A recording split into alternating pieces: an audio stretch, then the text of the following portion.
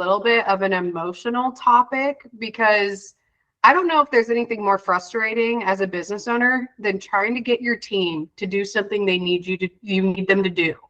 Would anybody agree with that? That is a point of contention? Can I get a show of hands, some nods, some amens, hallelujahs, whatever we need here? I know that at least once a day, I'm talking to a business owner who's telling me, Nicole, I believe in the home safety inspection checklist. I believe in the service call checklist. I believe in getting Google reviews. I just cannot get my team on board. I can't get them to do it. And so what I want to focus on here today is the steps that you can take that are going to most lead you down the pathway to successfully implementing change with your team. So I'm going to share this, and we're going to kind of rapid fire through this here, and then I'm going to take some time to go over each one of these reasons. So, why won't my team just do what I want them to do? That's kind of the big question here. The first reason I see is that your team doesn't understand why. They don't understand why you're implementing that change. Or they don't have the training or the tools that they need to succeed. They feel like they're flying blind. They feel like they don't have the tools to really do what you're wanting them to implement. The third thing is there's no consequences or rewards to making that change. You're telling them to do something and they really don't see how that's affecting them, what the benefits are or what the ramifications are for not doing it. Now, this one is probably one of the most frustrating reasons that you'll run into, and that's ego. You might have somebody on your team that thinks that their way of doing something is better, or they might have just been there so long and you're thinking old dogs can't learn new tricks. We see that. And then last but not least is we run into this issue of just not having respect for leadership, or maybe there's a lack of leadership or lack of accountability. So these are the 5 main reasons that we see kind of a team struggling to implement that change that you're wanting them to implement. So the first one that we're going to go over here is the why. So the first step in communicating the why with your team is there's usually different aspects of the why that all need to be addressed in order for the team to really understand the necessity of implementing that change. The first why is, how is this change going to bring us closer to the goal as the company? Who here knows what a home safety inspection checklist is?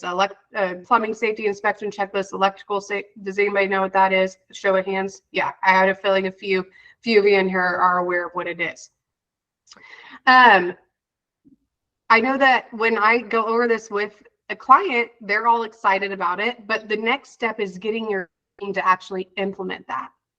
What we need to explain very clearly and tangibly is that by implementing home safety inspections on each and every one of our jobs, it's going to increase our average ticket prices, which is going to drive more revenue for the company as a whole. We have to communicate very clearly. We can't just say, do this checklist. They have to understand, how is doing this going to help us get to that goal as a company? I even say the first step here is making sure your team knows the goal for the company. Rudy, I'm seeing some chats here. Are people able to see the screen, or are we working? Yeah, I would suggest going on the bottom right corner where it says show everyone. If you don't see the screen at all, go in the bottom right corner where it says show everyone. Scroll down until you see Nicole and presentation. And then once you see Nicole presentation, click on the 3 dots and hit pin on there. We're going to figure out if there's a better way to do that here in the future. But for now, click on show everyone in the bottom right corner of the screen, then scroll down and click on Nicole presentation, and then hit the 3 dots and hit pin on there. If you're still having trouble with that, just let us know. Yeah. Thank you, Rudy. And again, guys, this is our first time using Google Meet, so we're a little bit stumbling through it, but appreciate you guys sticking with it. And if you are still not able to see the screen, just put it in the chat so we can get you some direct help. Okay, so the first step is just really communicating how is this going to get us closer to our goal. Now, that's a pretty obvious one, right? Like, okay, duh. Like, that's easy. I feel like I communicate that to my team. The next step, because if we stop there, then we're not really addressing the complete whole why we need to implement it. All we've explained is how it helps the company. And let's be honest, not every employee is going to care a ton about how it helps your company. We would love it if they did, but that's not overly realistic. People are pretty self-involved. What they do care about is the second why. How is this change going to help me as the employee? And to address this, using kind of the same example of the home safety inspection, what we'd want to say is, and not only is this going to help the company's revenue, but it's going to help your pay as well. Doing more work at the same job means less time spent traveling to jobs, less customers you're having to deal with. Plus, you're making more money through commissions or bonuses because you're bringing in more revenue. So not only is this going to benefit the company because the company is getting more revenue, but it's also going to benefit you as the employee because you're going to be making more money just doing and not having to go to more jobs. You're going to be working less, making more. Now, the last argument that employees tend to have, and this is one, if you have me as a coach, you can probably testify that this one gets me a little bit fired up. When I hear clients tell me, well, Nicole, you know, how is this going to help the customer? This is what makes us different from the franchises out there, is we don't high pressure salespeople. My guys don't want to be salesmen. We want to keep that small feel. And what I'll argue with that is we are never going to be like that large franchise. That's what makes you different. And doing a home safety inspection is not high pressure salesing anybody. We've got to kind of help communicate and flip the perspective for our employees. So what we would say to that is, why we got to shift that perspective. You know, we're going to say, I completely understand that a lot of companies, you know, drive tickets by selling people things they don't need. Address the main concern. You know, yes, I understand that people do that, but that is not what we're doing here, nor is it something we'd ever ask our team to do. What we do know is that it's not every day that a qualified technician is in their home, and that taking care of items in need while we are out there is going to ultimately save them a lot of time and money in the future and headaches. So it's our duty, in order to fully serve the customer, to check on all the visible systems and give them a completely optional recommendation based on what we find. It's free, it's informational, and ultimately extremely beneficial to the customer who's ultimately wanting to save time and money. We've got to be intentional about shifting that perspective. Address the elephant in the room. If you know this is going to be an argument with your team, address it. You know, address that this is something that a lot of other companies do, is sell things to people that they don't need. But that's not what we're doing here. Here's what we are doing. If you do not take the time to communicate that, they are still going to have that seed of doubt in their mind, and it's going to prevent them from making the change that you're trying to get them to make.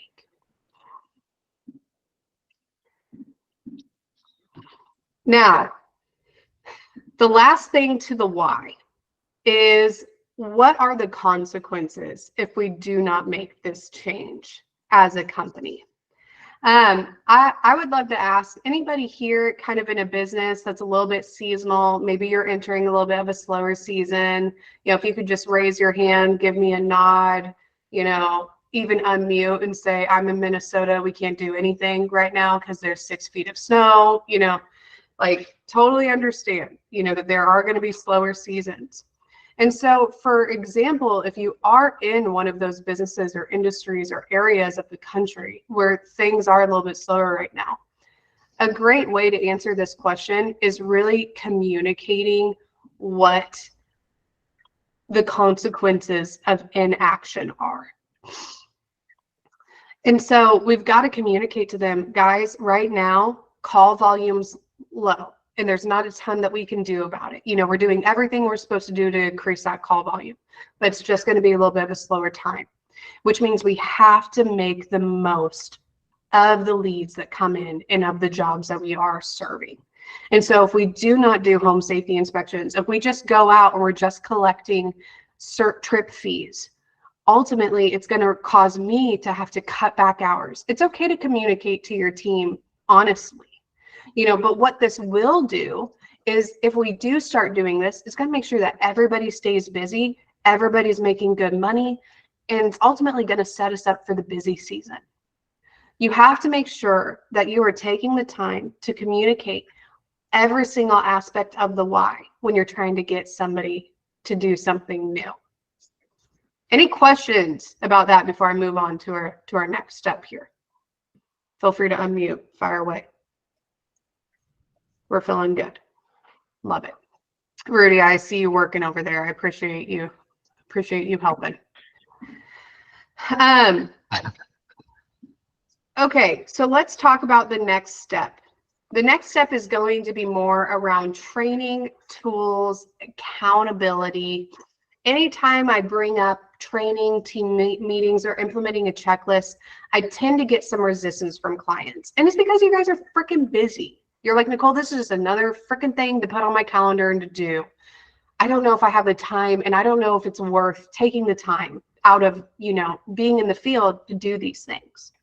And I love this quote by Zig Ziglar, where he says, the only thing worse than training employees and losing them is to not train them and keep them.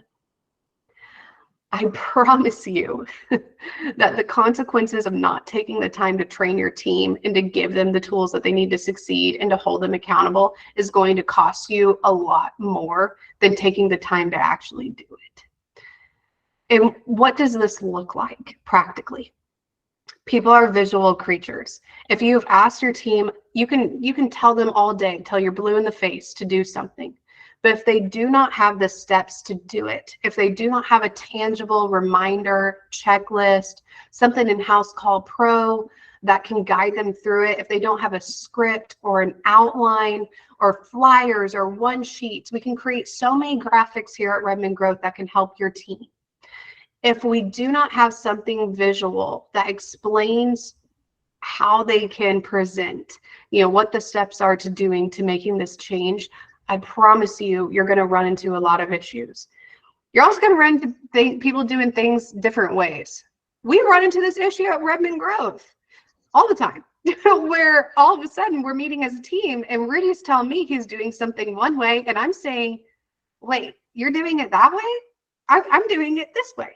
You know, and we might be getting the same result, but Rudy might be running into a lot less issues than I am.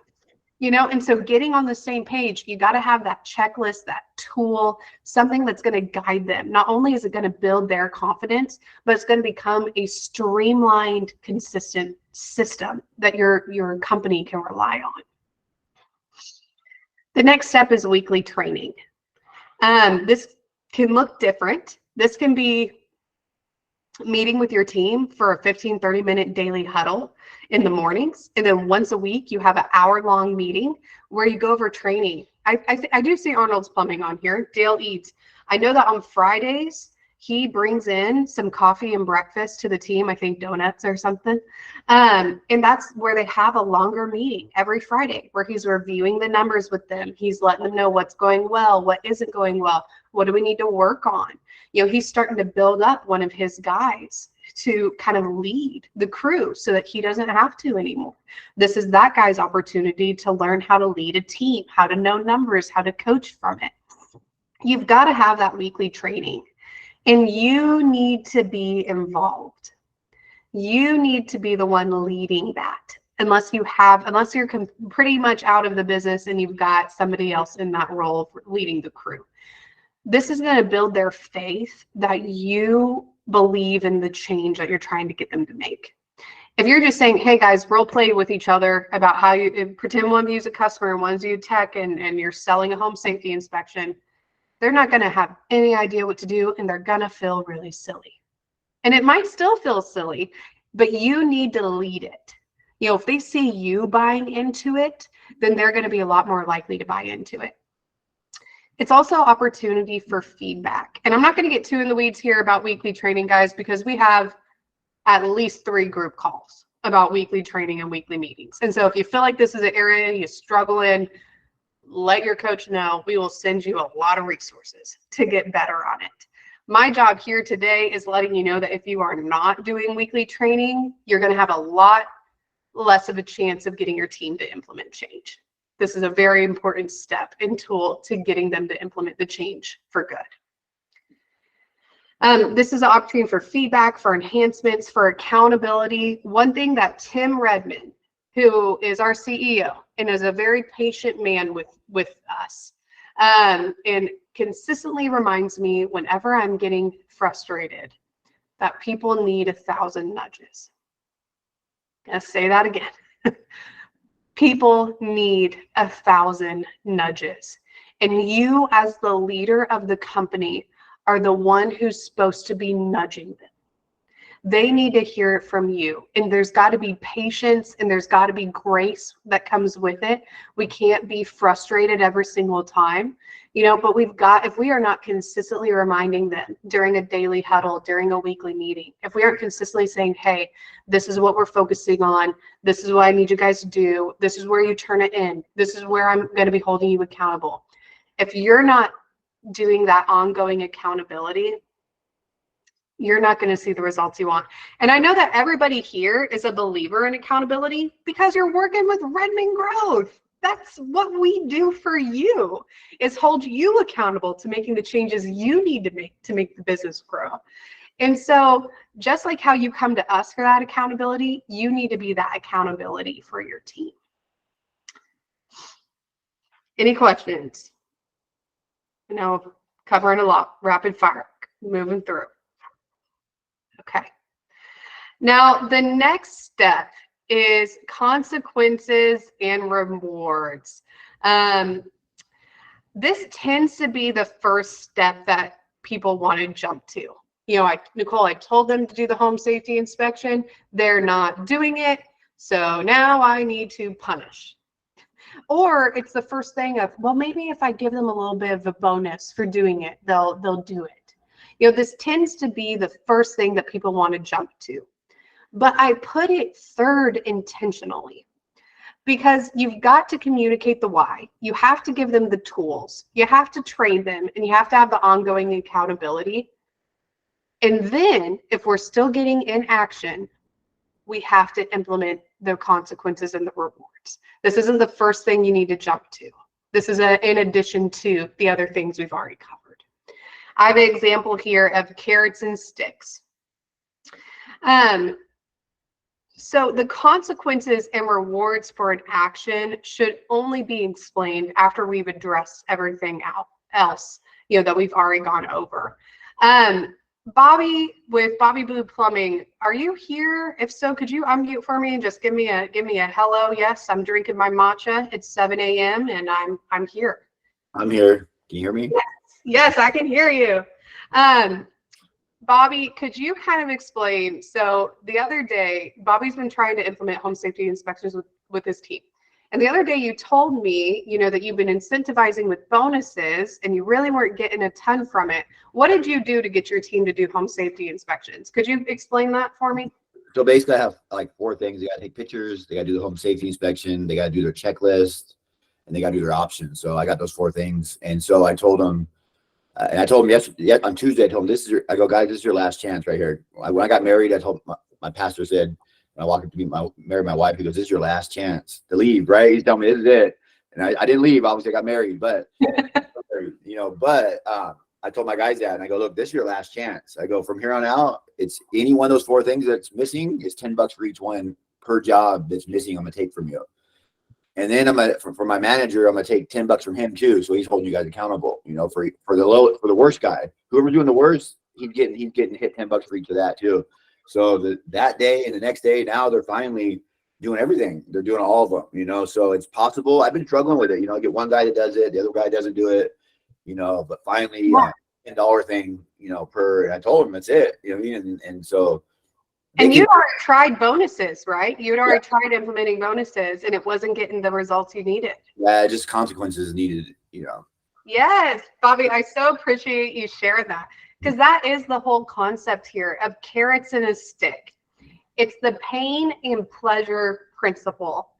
And typically, you know, typically people are going to be more likely to change to avoid pain rather than to gain pleasure. Bobby's story is a perfect example of that. His guys, he had already been incentivizing them with bonuses. That's $10, who cares? But when they realized there were consequences, you know, not only could I make more money, but if I don't do this, I'm going to be making less. That's when he saw the change. That's when he's seeing the results start to come in. And so incentives need to be desirable enough and encouraging enough to get somebody to be willing to come out of their comfort zone. And then consequences need to be painful enough to make someone change in order to avoid those consequences. Bobby's example is a perfect one of that. You know, not only was his team going to be, each individual tech going to be punished, but the person holding them accountable was going to be punished too. You know, so we've got that extra layer. That's when you really see that action being taken. I also kind of threw this one in here because I think it's relevant with the scoreboard. People, we are competitive in nature. You know, that's just the way that people are. And so having something tangible that you go over on a weekly basis, you know, celebrate when somebody upsold a giant job through the home safety inspection checklist. Celebrate that. When we've had the team turn something in consistently for a week, celebrate it. You know, really celebrate the person who's doing really well. And it's not to shame somebody who isn't doing well, but it's to encourage that person who isn't doing well that this is obtainable.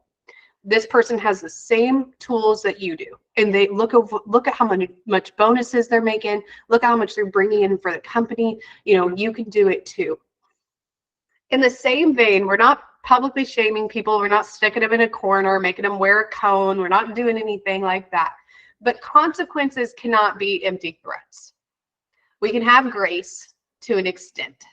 When it becomes a pattern, we've got to make sure those consequences are actually happening. They cannot be empty threats.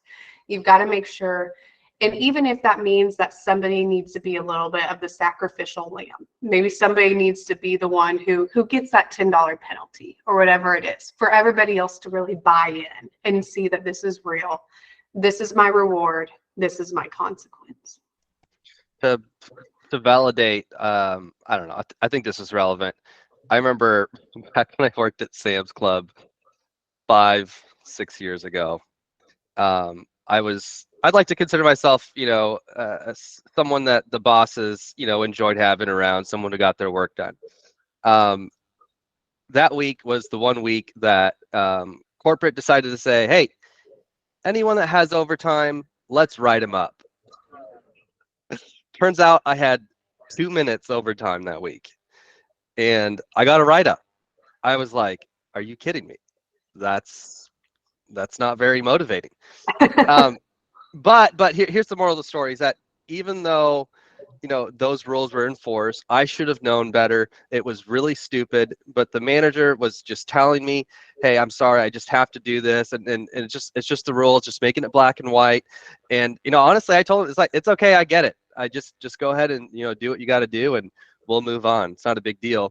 But all that to say is, well, I guess I'm talking to employees now, but just send this to them. Is that, you know, the boss was able to really see, hey, this person cares about what they do. They're not going to be bitter about it. I'm saying your A players or your B players, if you got to just discipline them every once in a while and hold them accountable, they're going to take it well. It's okay. The people who are going to really, really get hurt by it are the people who probably aren't going to stick around anyway. And so that was, okay, I found a good lesson in there. There we go. Yeah. But yeah, don't be afraid about that. Feeling that you as an employee were very cautious moving forward to make sure that you made that change I was. after you had that consequence. I figured. Absolutely. So if you're having issues coming up with carrots and sticks, you know, if you're just not sure where to start there, bring it up with your coach, put it underneath the burning fires. You know, we can definitely help you based on the change that you're trying to make, come up with something that will be rewarding and a fair consequence for the inaction. And so just don't hesitate to reach out to your coach if you're having a hard time coming up with those carrots and sticks. But like I said, they can't be empty threats. You've got to reward, you've got to celebrate, and you've got to make sure that the consequences are public as well. Now, this one is kind of fun. And I was hesitant to throw this one in there, but it is something that I feel like we run into enough that needed to be addressed. Who here, either from your being a business owner or from a previous job, felt like you had a coworker or you have an employee that gets away with everything because maybe they're a high earner and so they don't have the same consequences, or you're scared to let them go? Has anybody been in that situation? Show of hands. Okay, I'm seeing them. Nods, yes, show of hands. Where you're scared. You're scared to make them implement change. You're scared to give them consequences, or you're just feeling like, well, what they're doing is working, so I'm not going to bother. I love this quote by Charlie Munger. Who here knows who Charlie Munger is? Could anybody unmute and tell me who Charlie Munger is? Anybody know? He's rich. Very rich. Why is he rich? Does anybody know? I see Bryce smiling. I see him itching. He wants to say it. He wants to. So Charlie Munger, how he made his money, he's worth just a couple $2 billion. No big deal. But he's vice chairman of Berkshire Hathaway, along with being Warren Buffett's right-hand man. And so this guy knows a few things about success and growing a business. And with this quote, he says, no wise pilot, no matter how great his talent and experience, fails to use a checklist. I think, Rudy, you told a story one group call where you talked about surgeons using checklists and just the data behind the success. Even surgeons Absolutely.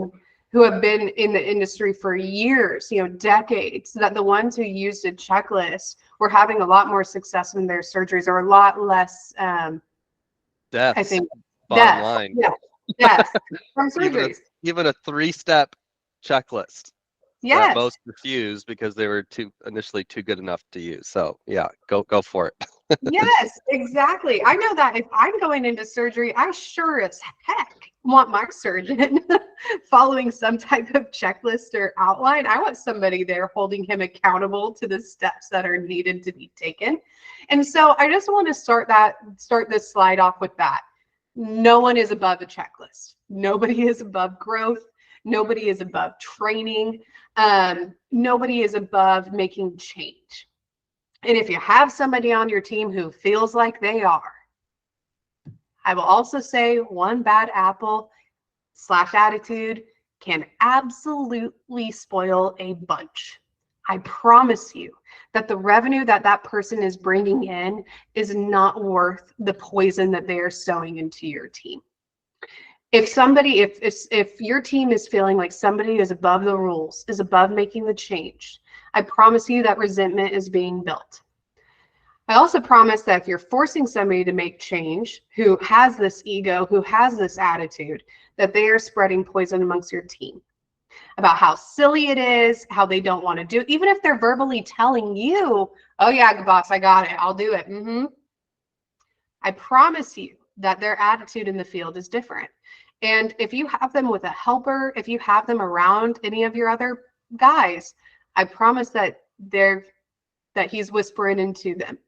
And it can really spoil the attitude, and it can really cause the whole team not to make the change just because you have that one bad seed who's spreading that poison.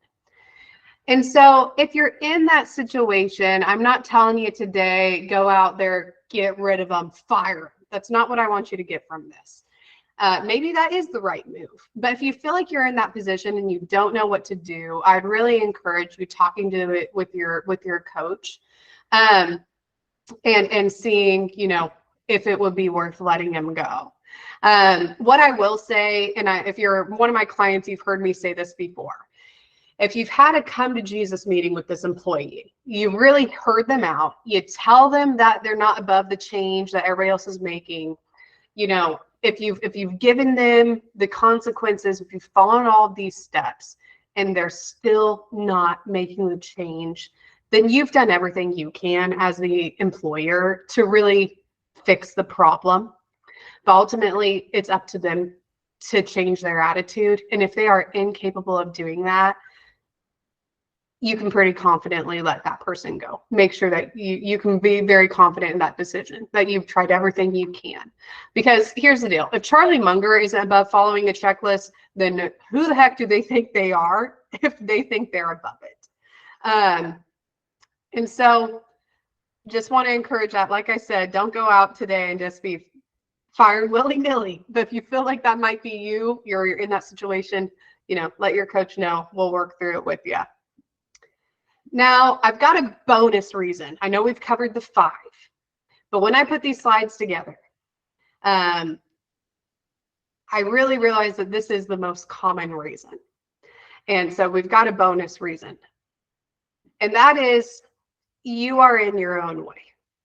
I will say that this is the most common area that I see change not being made or not being implemented with the team.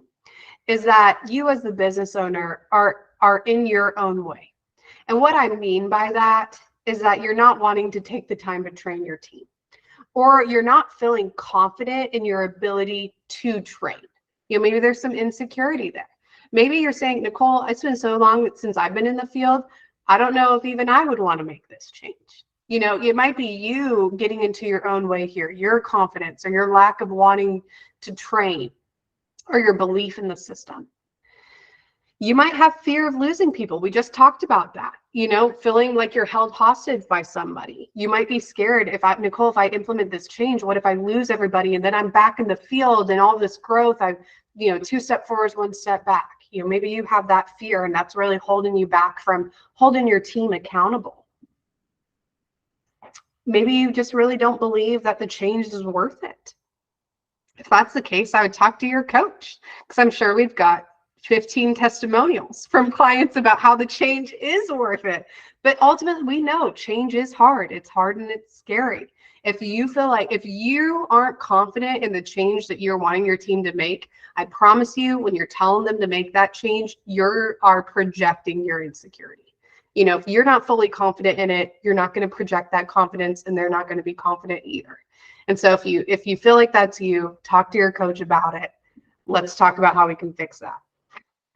And then you might be buying into the excuses. I know that I have the pleasure of working with a lot of clients who are extremely kind people, almost to a fault, where when their team comes to them with excuses or concerns, they want to really hear them out. And you want to make sure they're heard, but we can't be buying into the excuses. You know, you as a business owner have to be above those excuses. And ultimately, there's no trick here to getting your team to implement change. If you're determined to implement it, if you are the business owner, they are the employee, there's no trick. You've just got to be stubborn about making sure that the change is implemented. But if you follow the steps that I gave you today, you're going to have a lot less frustrations and you're going to get a lot more buy-in from your team. And you'll see that change a lot easier. I'm going to wrap things up with this quote here by Barack Obama. And he says that excuses are tools of the incompetent used to build bridges to nowhere and monuments to nothingness. I feel like I just got goose. That's such a powerful quote. Excuses are tools of the incompetent used to build bridges of nowhere and monuments of nothingness. If you are buying into the excuses of your team, if you yourself are coming up with more excuses of why it cannot work compared to why it can, I promise you that you're not going to see the results that you're looking for. And so I just really encourage you to follow these steps when it comes to implementing change with your team, not to buy into the excuses, to have tons of confidence of what this is going to do to your company if you get stubborn about implementing that change. And we're going to take it into breakout rooms, guys. I appreciate you hanging in there with me. Bryce, I'm going to let you take it away.